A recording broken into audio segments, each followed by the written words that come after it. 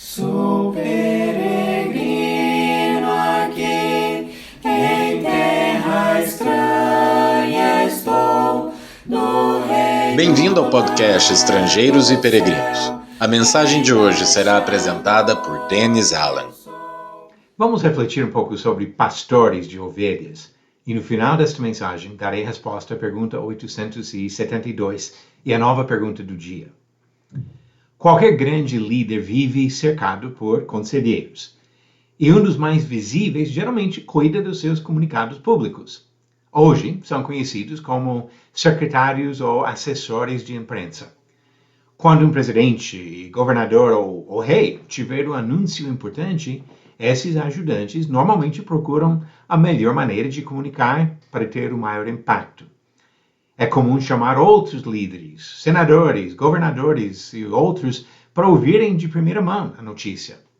Nos dias atuais, coordenam a cobertura na televisão e na internet, até escolhendo os horários mais propícios para ter o maior impacto imediato possível.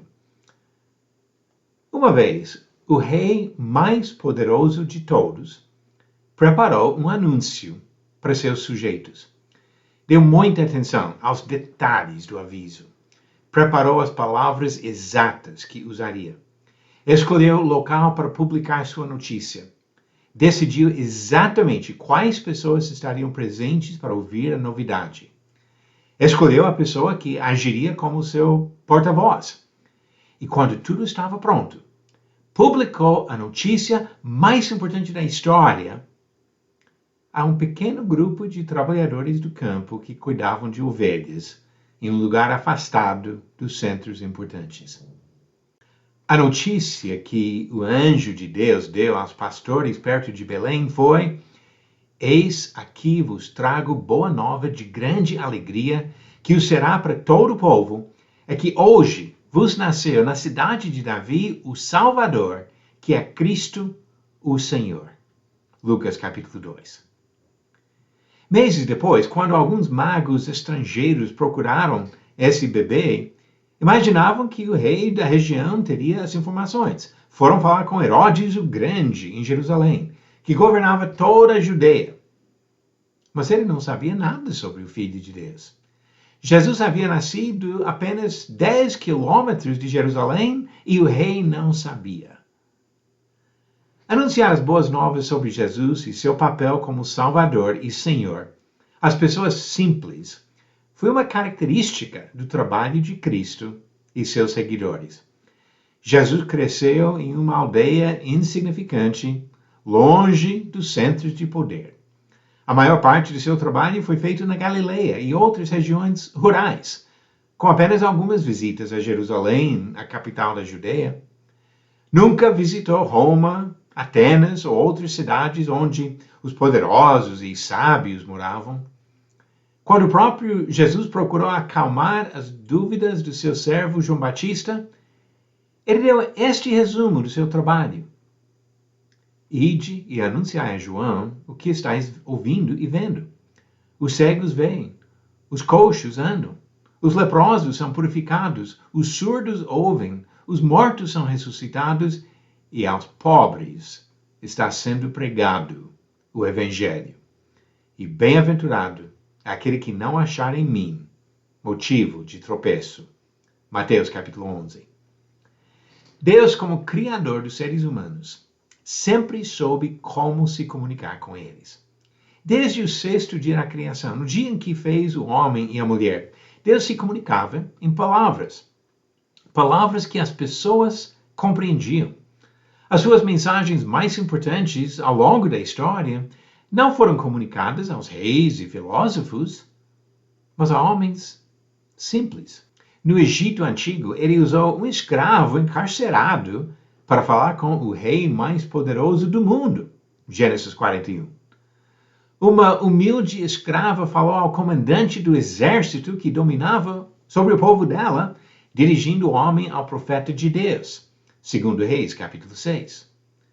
E um grupo de 12 homens do interior, sem muita educação formal, foi usado para levar ao mundo a mensagem mais importante já comunicada. Nos dias de hoje, todos temos acesso à mensagem de Deus. As Escrituras foram preservadas e traduzidas em praticamente todos os idiomas conhecidos. Desta forma, os anúncios divinos ficaram para os pobres e os ricos, os simples e os sábios, os humildes e os poderosos. Mas mesmo assim, a simplicidade da mensagem atrai com maior facilidade as pessoas comuns.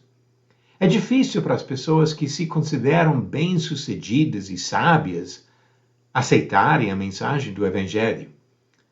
Paulo escreveu aos cristãos na Grécia, residentes de um centro de comércio, cultura e filosofia, estas palavras: Irmãos, reparai, pois, na vossa vocação, visto que não foram chamados muitos sábios, segundo a carne, nem muitos poderosos, nem muitos de nobre nascimento.